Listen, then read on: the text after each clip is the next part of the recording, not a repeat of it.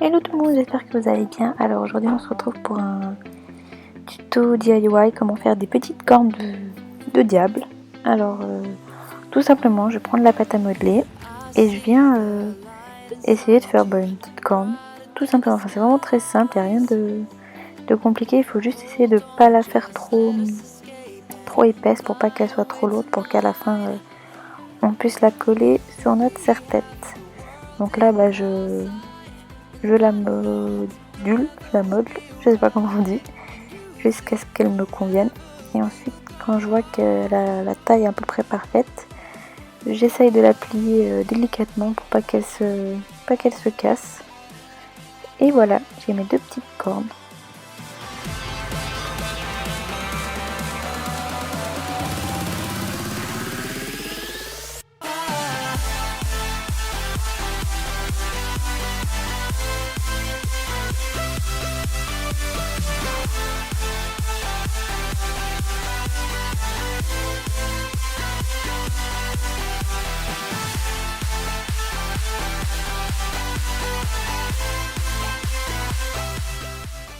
Alors si vous êtes impatiente comme moi, vous pouvez les faire, les cuire au four, c'est genre les laisser peut-être 10 minutes, même pas à 200 degrés, enfin faut les surveiller sinon ça peut craquer et ça se casse.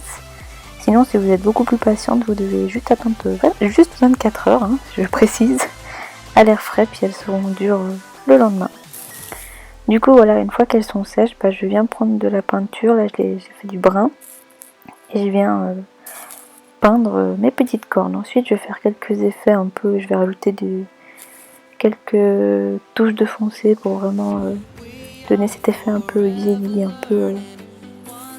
peu vieilli tout simplement.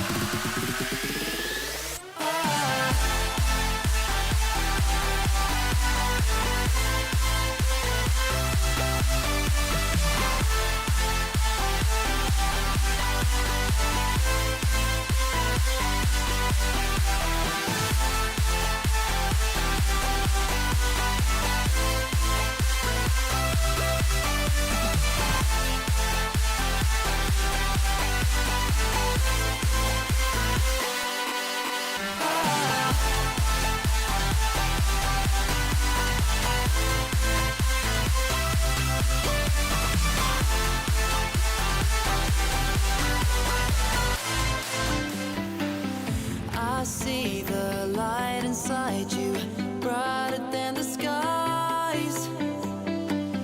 Hold on, just let us escape and fly away tonight. We have the world in our sight, and I know together we'll be alright. Can you see forever we will go?